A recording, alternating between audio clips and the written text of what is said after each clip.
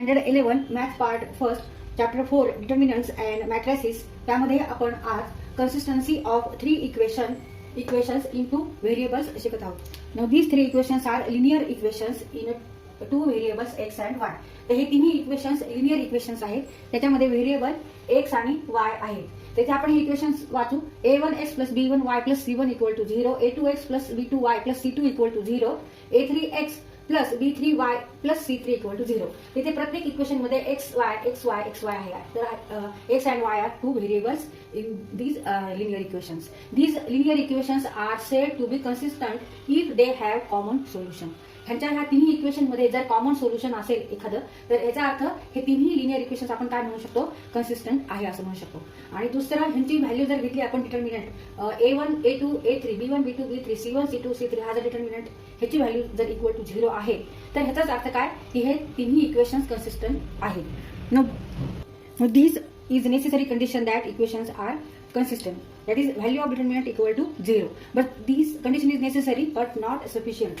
तर ही प्रत्येक वेळेस जर डिटर्मिनंटची व्हॅल्यू जर 0 असेल त्याचा अर्थ ते इक्वेशन्स लिनियर इक्वेशन्स आहेत असा होत नाही. But when there is a common solution then these equations are consistent. म्हणजे जर त्यांच्यामध्ये कॉमन सोल्युशन असेल तर याचा अर्थ ते लिनियर इक्वेशन्स आहेत असं आपण म्हणू शकतो. पण जर कोणत्या डिटर्मिनंटची व्हॅल्यू जर 0 असेल तर ह्याच्यावरून आपण असं ठरवू शकत नाही की हे इक्वेशन्स कन्सिस्टन्स आहेत. तर दिस इज नॉट सफिशियंट कंडिशन. म्हणजे व्हॅल्यू तर 0 यायलाच पाहिजे, पण एवढ्यावरून आपण असं नाही ठरवू शकत की इक्वेशन्स आर कन्सिस्टंट. तर ही इन्फॉर्मेशन ही कंडिशन इज नेसेसरी आहे बट नॉट सफिशियंट. तर आता फॉर एक्झाम्पल आपण बघू. हे थ्री इक्वेशन्स लिनियर इक्वेशन्स आहेत. 2x plus 2y equal to -2, x plus y equal to -1, 3x plus 3y equal to -5. आता हे कन्सिस्टन्स आहे का नाही त्यासाठी आपण इथे डिटर्मिनंटची व्हॅल्यू घेऊ. आधी आपण इक्वेशन परत लिहून काढू. 2x plus 2y plus 2 equal to 0, then x plus y plus 1 equal to 0 and 3x plus 3y plus 5 equal to 0. आता यावर आपण हा डिटर्मिनंट तयार करू. 2 2 2 1 1 1 3 3 5. तर इथे एक्सपान्शन फॉर्म्युला वापरून आपल्याला सॉल्व्ह करायचंय. आता इथे जर आपण बघितलं तर इथे दोन कॉलम हे सारखे आहेत 2 1 3 2 1 3. आणि आपल्याला डिटर्मिनंटची प्रॉपर्टी माहिती की when there are 2 rows or 2 columns are identical means same, then value of that determinant is 0. तर प्रॉपर्टी वरून आपण असं म्हणू शकतो की याची व्हॅल्यू 0 आहे. आणि एक्सपान्शन फॉर्म्युलावरून आपण व्हॅल्यू काढू शकतो. 2 × 1 × 5 5 minus 3 × 1 3 minus 2 1 × 5 5 3 × 1 minus 3 plus 2 in bracket 1 × 3 3 minus 3.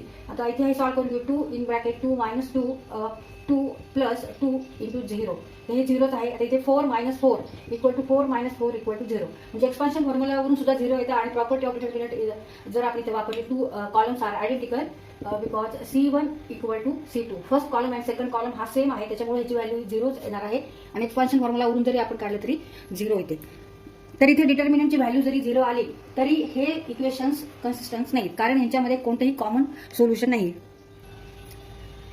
Equation have no common solution. जरी व्हॅल्यू जरी 0 आली, डिटर्मिनंटची व्हॅल्यू जरी 0 आली आणि त्या कंडिशनवरून सुद्धा आपण असं म्हणू शकतो की दीज इक्वेशन आर कन्सिस्टंट. पण सोल्युशन हे कॉमन नसल्यामुळे these equations are not consistent. आता ह्याचं सोल्युशन ह्या इक्वेशनचं जर आपल्याला सोल्युशन काढायचं म्हणजे काय करायचंय, एक्स आणि वायची आपल्याला काय काढायची व्हॅल्यू काढायची. एक्स आणि वाय इक्वल टू व्हॉट हे आपल्याला काढायचं. तर आपण सोल्युशन दोन इक्वेशन घेऊन आधी काढू. आता इथे हे इक्वेशन आणि हे इक्वेशन आपण सॉल्व्ह करतो. 2x plus 2y equal to -2 and x plus y equal to -1. जसं आपण सायमल्टेनियस इक्वेशन सॉल्व्ह करतो त्या पद्धतीनेच इथे आपण सॉल्व्ह करू. इथे आपण सेकंड इक्वेशनला 2 ने मल्टिप्लाय करू आणि फर्स्ट इक्वेशनला 1 ने मल्टिप्लाय करू. म्हणजे इक्वेशन काय येणार आहे, 2x plus 2y equal to -2 and 2x plus 2y equal to -2. आता इथे सबट्रॅक्शन करू. ह्या दोन इक्वेशन मध्ये सबट्रॅक्शन करू. मग इथे मायनस साइन प्लस तर इथे मायनस होणार आहे, मायनस तर इथे प्लस होणार आहे. मग 2x - 2x 0 येणार आहे. 2y - 2y परत 0 आणि नंतर इथे परत 0. म्हणजे इथे x आणि y ची व्हॅल्यू आपल्याला काढताच नाही आलेली. म्हणजे there is no any solution, common solution. आता आपण इथे सेकंड आणि थर्ड इक्वेशन घेऊन सॉल्व्ह करू. x plus y equal to -1, 3x plus 3y equal to -5. आता 3 ने मल्टिप्लाय करू फर्स्ट इक्वेशनला आणि सेकंड इक्वेशनला 1 ने मल्टिप्लाय करू. 3x plus 3y minus 3 and 3x plus 3y equal to -5. आता सबट्रॅक्शन घेऊ. याच्यामध्ये साइन बदलतील. आता 3x - 3x 0, 3y - 3y 0 आणि इथे जरी टू आन्सर आलं तरी ते सोल्युशन नाहीच आहे. एक्स आणि x equal to what and y equal to what, काहीच किंमत निघत नाही, काहीच व्हॅल्यू निघत नाही. There is no any common solution. Common solution म्हणजे काय की कॉमन सोल्युशन म्हणजे जे आपण त्या किमती जर तिन्ही इक्वेशनमध्ये जर आपण त्या ठेवल्या तर ते इक्वेशन सॅटिस्फाय झालं पाहिजे. म्हणजे जर एक्सची व्हॅल्यू समजा आपण इक्वल टू 0 घेतली, वायची व्हॅल्यू 0 घेतली सपोज, आणि या तिन्ही इक्वेशनमध्ये आपण 0 0 ठेवलं तर पहिले 0 answer 0 and equal to negative, ह्याला काहीच अर्थ नाहीये. परत इथे ह्या इक्वेशनमध्ये 0 + 0 इक्वल टू निगेटिव्ह, ह्यालाही काही अर्थ नाहीये. मग 0 + 0 3 × 0 0 3 × 0 0 इक्वल टू -5, ह्यालाही काही अर्थ नाही. समजा एक्स इक्वल टू 1 आणि वाय इक्वल टू 1, तर असं कोणतंच कॉमन सोल्युशन नाहीये की जे सॅटिस्फाय करेल तिन्ही इक्वेशन्सला. त्यामुळे इथे आपण असं लिहू शकतो की there is no any common solution, therefore this equations are not consistent. जरी त्यांची व्हॅल्यू डिटर्मिनंटची आपण जरी व्हॅल्यू काढली तरी त्यांच्यामध्ये कॉमन सोल्युशन नाहीये. आता इथे हे इक्वेशन बघा, 2x + 2y = -2 आणि x + y = -1. आता फक्त आपण ह्या इक्वेशनला 2 ने मल्टिप्लाय केल्यावर हे इक्वेशन येणार आहे. म्हणजे हे रेशोमध्ये आहेत दोन्ही, त्याच्यामुळे दोन्ही आयडेंटिकल आले आणि त्यामुळे व्हॅल्यू इक्वल टू 0.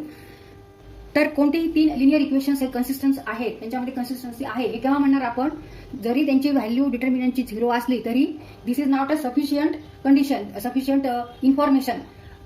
तो अजून काय इन्फॉर्मेशन पाहिजे आपल्याला, त्यांच्यामध्ये कॉमन सोल्युशन पाहिजे, तेव्हाच आपण लिनियर इक्वेशन्सला त्या लिनियर इक्वेशन्समध्ये कन्सिस्टन्सी आहे असं आपण म्हणू शकतो. फक्त व्हॅल्यू डिटर्मिनंटची 0 आली याचा अर्थ ते तिन्ही इक्वेशन्स कन्सिस्टन्स आहेत असा त्याचा अर्थ होणार नाही. आपल्याला सोल्युशन पण बघावं लागेल की त्यांचं काही सोल्युशन आहे का, तिन्हीमध्ये कॉमन, तिन्हीमध्ये तेच व्हॅल्यू ठेवावं लागेल एक्स आणि वायची, आणि इक्वेशन सॅटिस्फाय झालं पाहिजे. सॅटिस्फाय म्हणजे जर इथे एक्सची आणि वायची आपण जर किंमत ठेवली आणि ही आपण सॉल्व्ह केली एक्स वायची किंमत ठेवून आणि इथं उत्तर आलं, परत तीच किंमत जी इथं ठेवली ती इथं ठेवायची, हे सॉल्व्ह करायचं आणि हे आन्सर आलं, परत तीच किंमत एक्स आणि वायची इथं ठेवायची ह्या इक्वेशनमध्ये आणि ह्याचं आन्सर -5 आलं पाहिजे. म्हणजेच ह्याचा अर्थ कॉमन सोल्युशन आहे एक्स आणि वाय या तिन्ही इक्वेशनमध्ये, तेव्हाच ते तिन्ही इक्वेशन्स हे कन्सिस्टन्स आहेत असं आपण म्हणू शकतो.